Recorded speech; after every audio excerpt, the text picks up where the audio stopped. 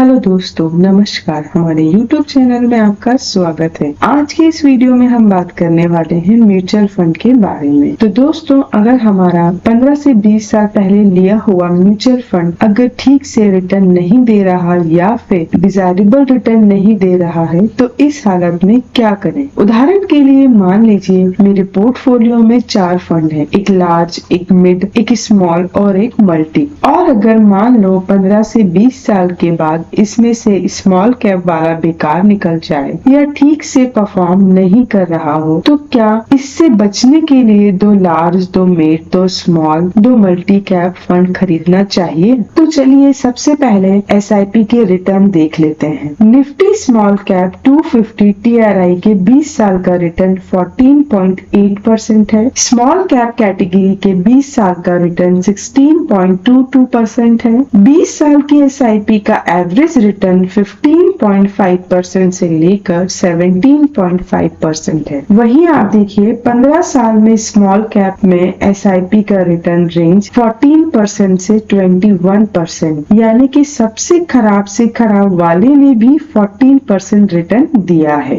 एक बात गौर करने वाली ये भी है कि अभी तक म्यूचुअल फंड की हिस्ट्री में 0% रिटर्न देने वाला फंड दिखा ही नहीं है। तो बेकार निकलने वाले कंसर्न को डाइवर्सिफिकेशन के जरिए एड्रेस करें उसी कैटेगरी के इंडेक्स फंड को लेकर। इंडेक्स फंड लार्ज, मिड और स्मॉल कैप सारे कैटेगरी में अवेलेबल हैं। इंडेक्स फंड होने से दिल में एक सुकून रहेगा क्योंकि जो फंड मैनेजर है वो स्टॉक की बाइंग सेलिंग सिर्फ इंडेक्स के हिसाब से ही करते हैं। उनका खुद का जो स्टॉक सिलेक्शन का तरीका या प्रोसेस होता है उसको वो इस्तेमाल नहीं करते। और अब अगर म्यूचुअल फंड हाउसेस पर फ्रॉड या स्कैम या एलिगेशन भी आता है तो उसका प्रभाव ज्यादा नहीं पड़ता। लोगों की एक चिंता ये भी हो सकती है कि अगर फंड हाउसेस बंद हो जाए तो क्या करें। तो दोस्तों, जब भी कोई म्यूचुअल फंड कंपनी बंद होती है या सोल्ड ऑफ होती है तो ये एग्जिस्टिंग इन्वेस्टर के लिए एक सीरियस मैटर होता है। लेकिन चूंकि म्यूचुअल फंड सेबी द्वारा रेगुलेट होते हैं तो ऐसे इवेंट के लिए प्री सेट प्रोसेस फॉलो